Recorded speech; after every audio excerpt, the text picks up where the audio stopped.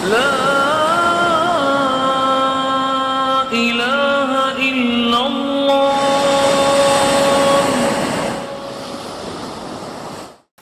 الحمد لله رب العالمين والصلاة والسلام على رسول الكريم وعلى آله وأصحابه ومن استنى بسنته إلى يوم الدين.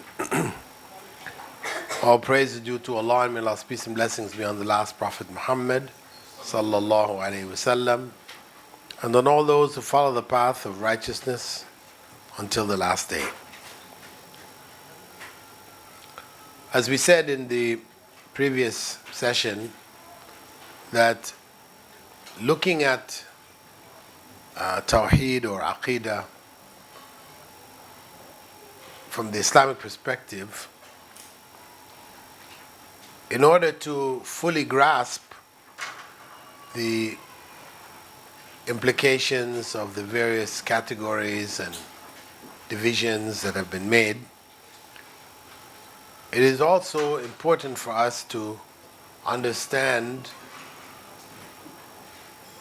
how its opposite, the opposite of Tawheed, Shirk, how that can affect, how it has affected the Ummah's belief system, and the challenges that are in front of us as both teachers in school systems as well as du'at in the communities, the various communities. So when we look at the Tawheed al-Rububiyyah, which we had mentioned could be included with al-Asma wa Sifat, as they are really the same. It's just one aspect we've focused on, you know. To some degree, maybe around 10 years ago or 15 years ago, there was a stress being given to Tawheed al-Hakimiyyah. I don't know if some of you were around during those days, when people who were movement oriented, to establish the Islamic rule or Islamic governance in various Muslim countries and even in non-Muslim countries, the issue of Hakimiyya became the big controversy in the Muslim community. And some people were saying that to add Hakimiyya as a category of Tawheed, that this is bid'ah and so on, so on, so on. But as I said to you, it already exists within Tawheed al-Ibadah. The idea that La hukma illa lillah, that there is no acceptable ruling in the sight of Allah except His ruling. He is the one who has the right to fix for the Muslim community, the Ummah, the legal system that they should live by. And that it is the duty of the Muslim community to implement that system. And there are verses with different implications about those who are able to apply that system and don't. And there was a rise in the Ummah of takfir, to the point where you had some groups like Jama'at al-Takfir wal-Hijrah in Egypt, who broke off from the Ikhwan, and basically they declared the mass of Muslims to be either kuffar or potentially kuffar if they heard about their leader. His name was Shukri. Was it Mustafa Shukri or Shukri Mustafa? If people heard about him and didn't make bay'ah to him, they were kafirs.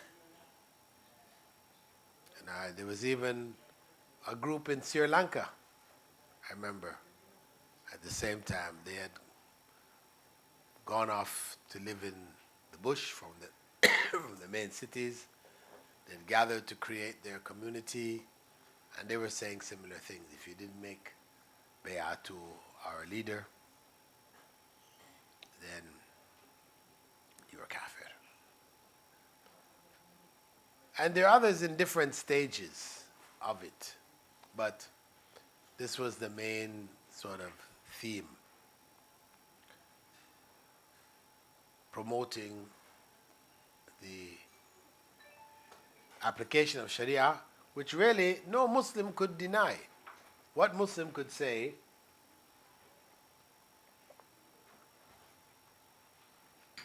we don't need to apply the Sharia. When Allah has said and the Prophet ﷺ has spoken, of course no Muslim in their right mind would say this. I mean, you do have modernists who question Sharia altogether, but in the mass of Muslims, everybody basically agrees we should apply Allah's law. But the consequence of not doing so, to be declared a disbeliever and the Ummah being declared a disbeliever in Ummah, on the basis of this is very, very difficult. It's gone to an extreme. So this is the danger that lies in limited knowledge. As they say, a little bit of knowledge is a dangerous thing. Some people say this. In some cases, that's true. How you use that little bit of knowledge, because actually this statement by itself is not really true, because it's better to have a little bit of knowledge than no knowledge, right? But meaning that a little bit of knowledge which is used unwisely can become very dangerous. Yeah. So the reality is that Tawheed al-Hakimiyya, it's a part of the system of Tawheed.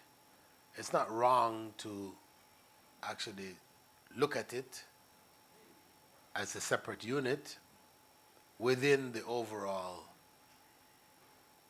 heading of Tawheed, but to overemphasize it and to neglect or to not speak about the other areas, this is not good. It's dangerous and it breeds extremism.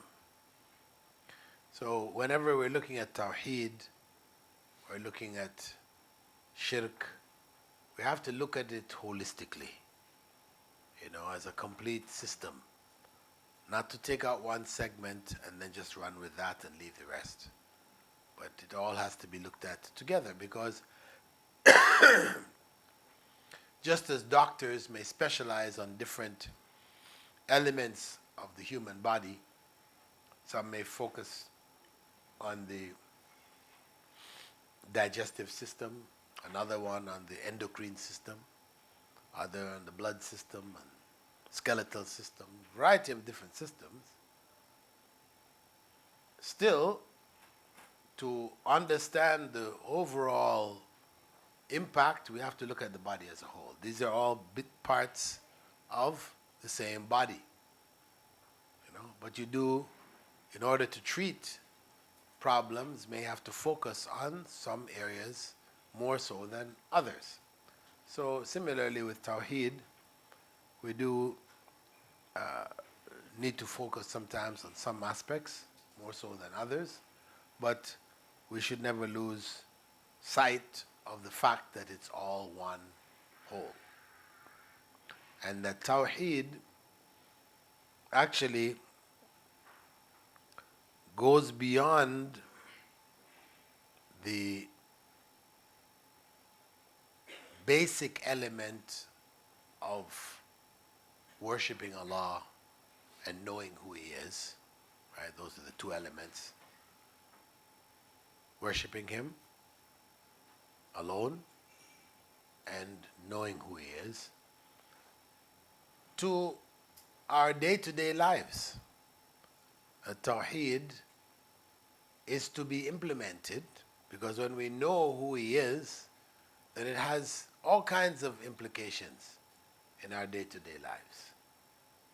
For our lives to conform with Islam, with the message of Islam, then we need to implement Tawheed in all of the different aspects. So we don't want to study it as an academic study. You study it, you pass tests, whatever, and then you close it up and you carry on. No, it should be a part of life. Tawheed has implications to all of the various aspects of our lives. Whether it is Tawheedullah subhanahu wa ta'ala, or it's Tawheed ittiba' Rasulillah. Because there's an element of Tawheed in the following of Rasulullah sallallahu alaihi wasallam.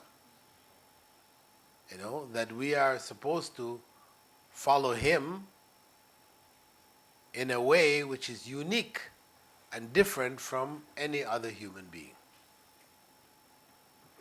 In that we follow him whether we understand the details or we don't understand the details. We have doubts or whatever, it doesn't matter. We follow him. He is to be followed absolutely. In matters which are Sharia related. He has made all this clear to us.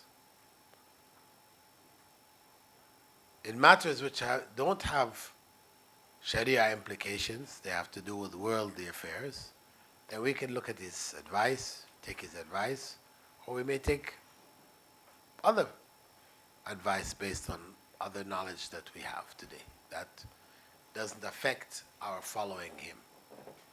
But also, we don't commit shirk in Tawheed al-Ittiba' by giving others the same following that we give, are supposed to give to Rasulullah sallallahu alaihi wasallam.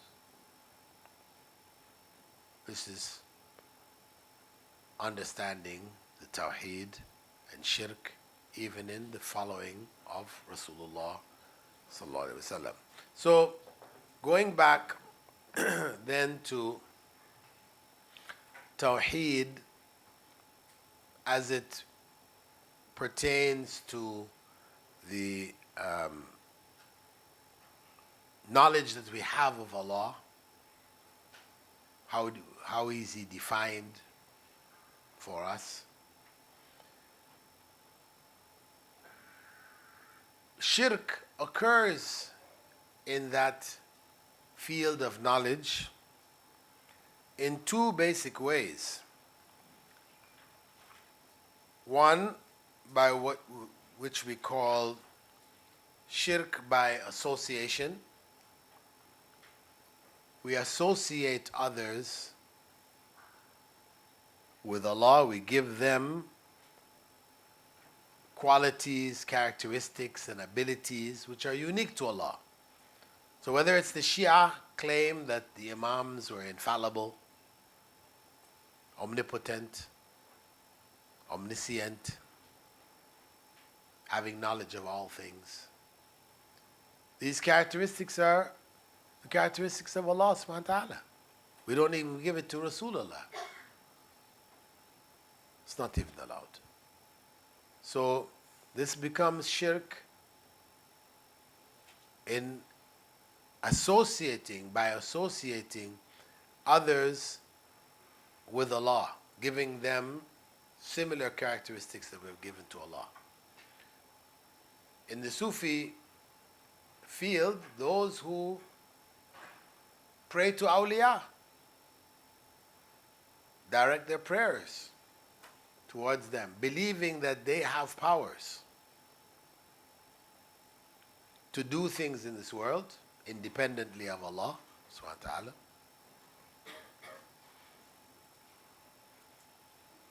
And ascribing to them various acts and miracles, etc., which elevate them above the rest of humankind and border on divinity, giving them divinity. In these ways, we find associationism present in the common beliefs of large portions of the Ummah today. And what's included in this also are the various omens that people derive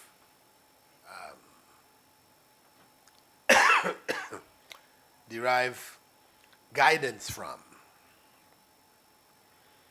where we have the belief that if such and such occurs, or we find such and such a thing, etc., this is a bad sign or it's a good sign. In virtually all Muslim societies around the world today, we have a huge body of this kind of belief, practice, etc. That the da'wah effort is to clear that up. You know, and even among people who have basically been clear in the general sense,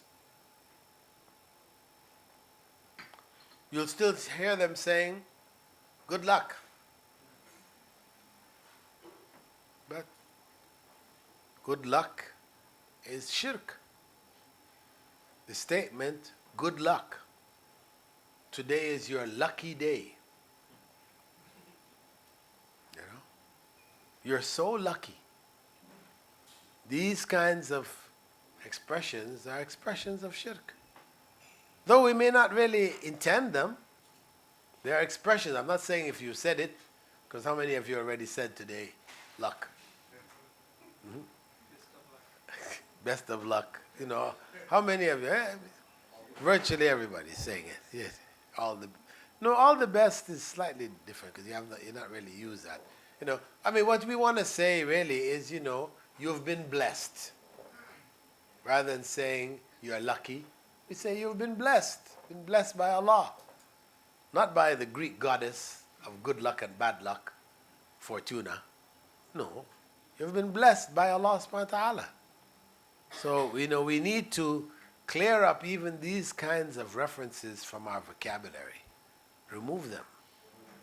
You know, be conscious of them and help others to realize it and clean up their vocabulary also.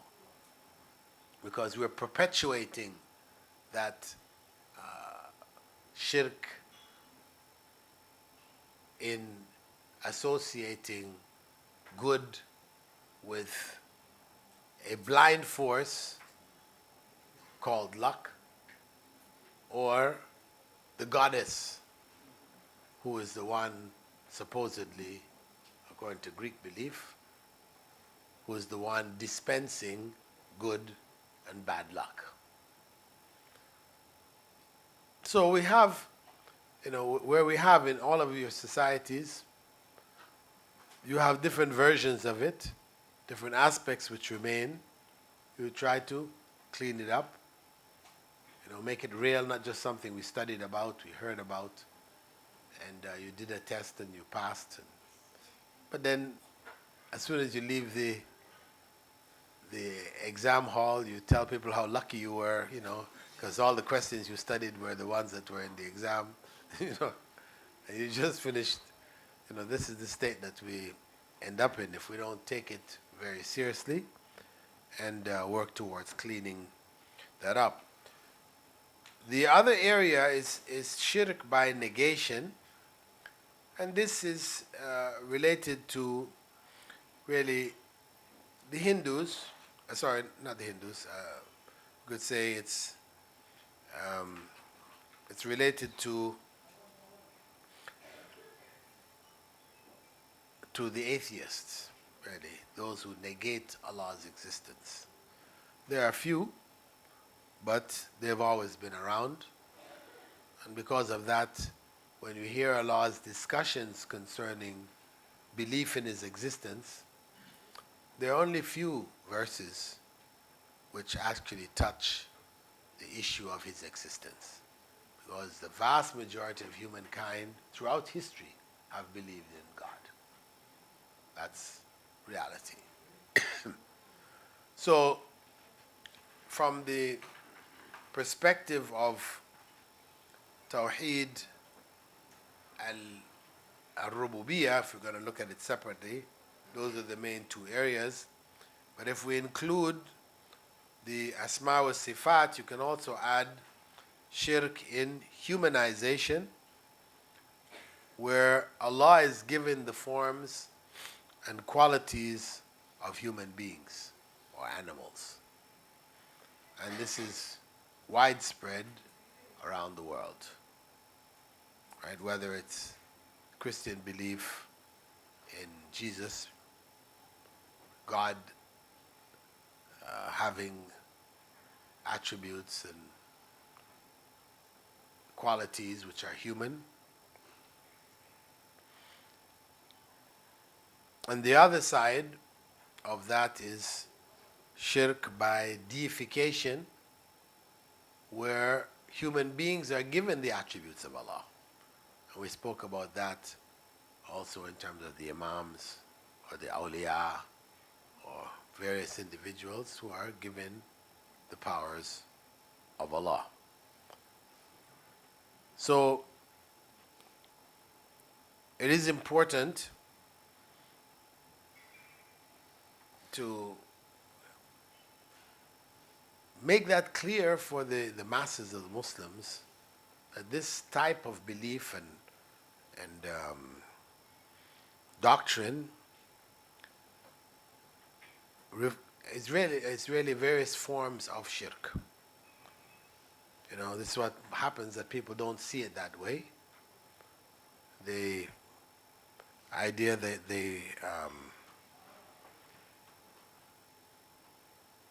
those people who, from the Sufi perspective, those people who have attained unity with Allah, they call it ittihad or wusul, etc. Because the main goal of Sufism, what is it? What is the main goal of Sufism? Huh? Monasticism? No. Monasticism is a means. It's not a goal. Huh? To be one with God. And this is an ancient Greek. Huh? Yeah. Wahdat al-wujud, that is an element of it, expression of it, where everything is Allah and Allah is everything. This was promoted by Harun Yahya also in his books. For those people who are not aware, be careful of his books. He has promoted this idea. Yeah, al-ittihad, hulul. There are different, versions of it. Al-Hallaj is a very famous figure who claimed that he was and al-Haq, is one, he's God, basically, saying, I am God. And different versions of it. The point is that this is misguidance, right? This is not the human quest. Prophet Muhammad ﷺ did not at any time in his life stand up and say, I am Allah. And if there is anybody in this world who could have said that, and it would have been him. Had it been a truth that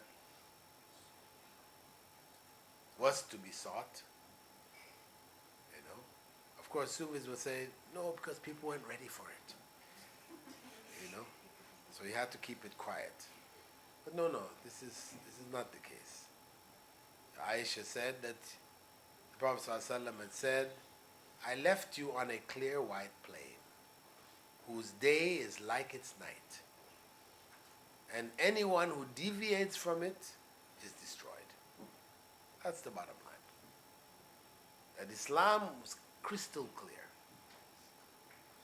You know, it was not philosophies, secret societies, initiation rites, and only a special group of people will know this information. The rest of society, no, they're not ready for it.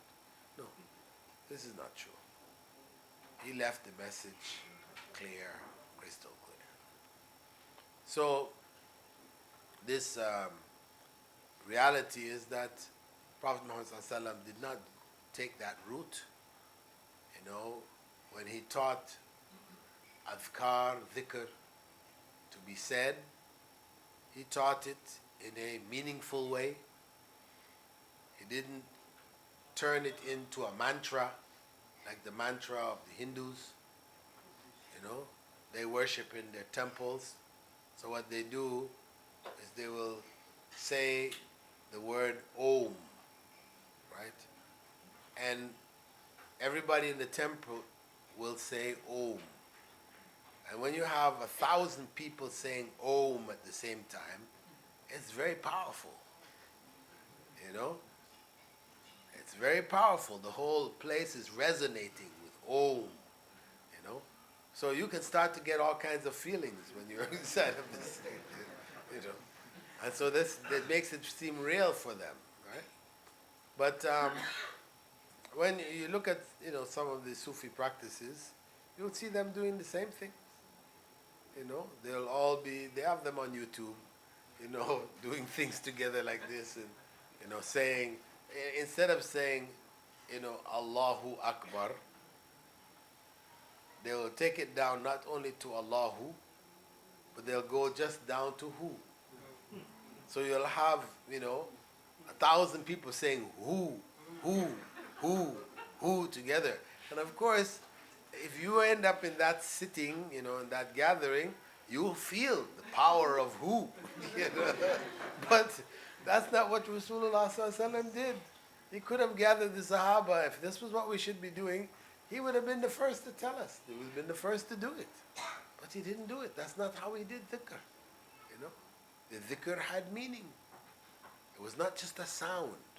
But we inadvertently, we do the same thing. Maybe not on the scale of the Hu that I spoke about. But when we end up making the adhkar, where we're saying Subhanallah, right? And instead of saying Subhanallah, which has a meaning and, it's clear what you've said here, Subhanallah becomes Spanla. Because you want to say it quickly, you want to finish it. So it's Spanla. So you can go Spanla, Spanla, Spanla, Spanla, Spanla, Spanla, Spanla, Spanla. So it's just sounds now. It's not anymore a statement of praise of Allah. You're just making sounds. Your mind is elsewhere altogether. Same thing with Allahu Akbar. Allahu Akbar is clear, but it becomes Akbar. So you have Subhanallah Akbar. And how many people are doing that? And it's just become a norm. Nobody questions it. It's just, I'm making my afkar. But it's just become sounds. Sounds with no real meaning. Lip service. So we have entered into that same cycle that the Hindus are caught up in. Maybe long time, 1,000 years ago, Om actually was another word altogether. Maybe it's 2, 3 words, and that's what happened to it. It got contracted, got shorter, and people end up with Om. Because if you ask the Hindu now, even the Scot, what does Om mean? No, no, it doesn't have a meaning. Hmm? It's the sound. They believe that the sound itself it's just like the gong. What does a gong sound? Bong. What does that mean? It's just a sound, right? So the sound, they believe these sounds, and they have the Buddhists. They have these wheels that they spin and they make sounds, and bells that they hit, and it's all sounds now. And then, what's the difference between it and Christian musical, service, where in the church everybody is singing, there's a chorus, and the priest is a lead singer of his rock group. It's just turned into an experience. How it touches you, the sound, and this is why Islam, has restricted the whole musical field down to a very limited area, because it has become a means of misguidance to so many people. Besides what's happening in the musical scene, what they're talking about, what they're including subtly, and all these other things, that's not the area. But just the issue of the sounds, and how they go into our minds, into our hearts, and affect us. So this is why, worship, we have to try to keep that worship pure for the sake of Allah, done in the way that Rasulullah sallallahu alaihi wasallam did it, not the way we have now inherited it. So beyond that, we have the area which is referred to in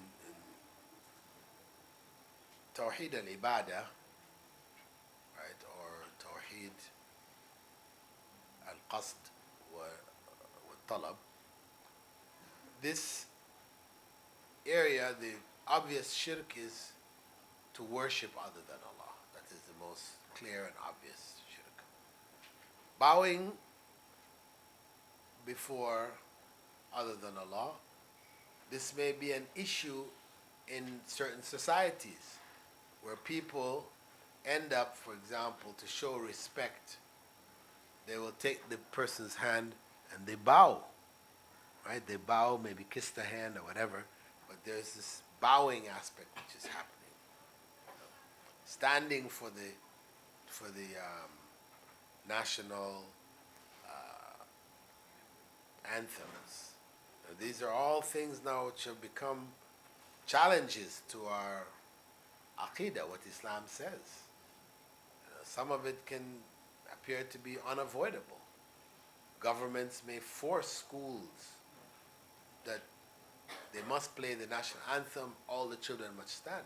So what do you do at that point? Do you shut your school down? No. You'll have to go on.